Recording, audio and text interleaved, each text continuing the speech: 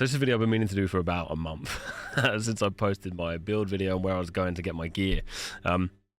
Things have been changing so rapidly in the game, and how we play and the things we're doing and the people we're fighting against and the bosses we're doing, that my build changes quite frequently. So instead of just waiting for it to never change, I'm going to try my best to just do regular build updates so you guys can follow along should you wish. Now quickly before we get into this one, the game as of recording is a little bit of a mess. Let's be honest. There's quite a few bugs in the game.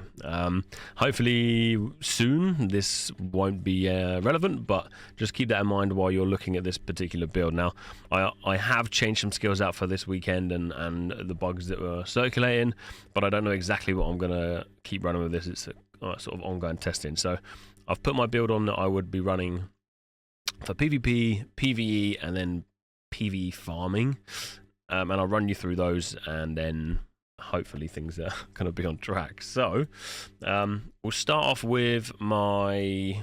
So we got 3 presets. Basically, we've got one we've called PvP tank, one PvE tank, and one AOE farming. Now, my PvP tank may be slightly different to yours. Reason being, normally everyone wants to see me dead because of either I'm streaming or I'm leading pirate gaming or I'm shot calling. So these skills, keep that in mind. Basically, a lot of it's hopefully sort of brainless button mashing, so I can focus on where, you know, the 200 people that we've got in large scale PvP should be going, and then in smaller scale PvP, again, it's mainly sort of like a buffing machine. So we're running Bastion. And the idea for Bastion is you use that first, you buff up your teammates. Second, we got Devastating Smash. The idea behind Devastating Smash is to just leap in and stun. So if you're close enough, you straight leap. If not, then you can precision dash. And sometimes I'll swap out precision dash for just stunning blow, depending on sort of the scenario. Then these two are just sort of AoE. So this one's going to drop an AoE slow, essentially. Not much damage in any of this, but an AoE slow. This has... weaken, and the idea behind this really is, again, once you're inside a stack of 10 people or less or more, you can just AoE, so slowing them, weakening them, and then if they tried to run away, you can pull them back in. That's sort of the main rotation. Once and while that's happening, we will also have our second bar here. I'm not sure why I'm running this one. So this one's a little bit of a wild card, I think, that we can swap out as well. So I know I said I'll probably put it there, but yeah, possibly maybe like a damage skill, possibly this. Yes, this one's a little bit of a wild card, and you can pick and choose this as you wish. This one's obviously buffing up. This one's to kind of try and take some of the damage off your buddies. This one's obviously another sort of self-buff, increasing your max health and regen. And then we've got our counter barrier and our piercing strike. So you kind of want to be running into them and just pumping them and slapping them in the face with piercing strike as much as you can. That's the majority of the active skills on the tank. Then we've got an increase in magic and ranged evasion. Don't particularly need this, to be honest with you, but... I might need to switch down. If you've got any suggestions, let me know. This one's sort of increasing my max health and regen again. Shield damage reduction, defense increase, vital force, impenetrable, Gerard's patience. I can call it Gerald's patience. We've got cold warrior on here because we are trying to stun as many as we can, and then of course we've got our armor here. So that's sort of my main PvP tank, and this is the one that changes most frequently. The skill specializations we're running on Piercing Strike is, well, it is Piercing Strike, because without that Shield Strike, I've used Piercing Strike so long I completely forgot. So Piercing Strike, Counter Barrier, we're just using the cooldown on this one, so to sort of coincide with our strike here. Controlling Rake we've gone for. This is like a personal preference. You can use Rake or you can use Chain Hook. At the moment I'm playing around with Rake, and what we've done here is we've taken it away from being a Fury attack into a Wrath attack, just because there's a chance we're going to be hitting some tanks and we don't want to hit them with the Furies. Stalwart Bastion, you can play around with these, but I've just taken the cooldown on this one. Annihilating Slash, we've gone for movement speed decrease, which works quite well with the the icy AoE that we had before. This one you can use twice, and then the bigger range, and that's it. So you can use a couple of these buffs here as well on Immortal Pride. I would suggest sort of looking through these, but this is what I've gone for on mine. Precision Dash, we've got, if we're running it, we're running Bind. This one is normally Gaia Crash, but we've turned it into Frost Cleaving. That is, again, personal preference depending on your playstyle. Da Vinci's Courage, I haven't used this before, but at the moment I'm sort of trialing between, well, I'm just looking at the damage reduction and then sort of the instant healing, so I could probably run both of them on this one, to be fair. So we're gonna try that for now. Will Break is a good one because this also applies weaken, especially this weekend. You could run Will Breaker. Devastating Smash, we've gone for the stun chance increase, and then the big one that I've gone for here is Devoted Sanctuary. And the idea behind this is just to provide a little bit of defense for my guys at the front. Now, there's a lot of the time when I won't run Devo for anybody, and I'd run it purely for myself, and that's just because I'm being quite selfish as the raid leader there. So that's the PvP tank. PvE one, this is primarily for dungeon runs, and the idea and the core focus behind this one is purely for aggro. And just remember, you can quick select on the side here, but this one really is just for aggro holding, especially with these new dungeons. There's a lot of people complaining that tanks just can't hold the aggro against the DPS that DPS players are putting out. So this is what we've gone for. Piercing Strike with our aggro increase on this one. We've gone for Whirling Shield, which is your, what's the actual name of it? Shield Throw, of course. And the reason we've gone with that one is, again, because it has aggro increase. You can use it twice as well sometimes. So we're looking for aggro. This one is nice to just have a stun, especially for some of the dungeons where you need to stun the mobs, but this also has an aggro increase. This is just I like this one because, one, it looks bloody cool and it's fun to use, and two, it's another big stun. So especially if you're running against those what are they bloody cool when they spin to win and kill half your team. That plus Butcher's Canyon as well, where you got to stun the three mobs. The push, really, we've gone mainly because what you want to be doing, the push and pull, both of these. This one has the aggro on, but this is like maximum aggro, but both of these really are to pull the mobs together. So if your DPS are doing what they normally do, taking your aggro off you and running around like headless chickens because they're scared and panicking, these are to try and bring the mobs back together so they can start AoEing them. This one I've been playing around with recently, so Great Fury, which normally is your Stalwart Bastion.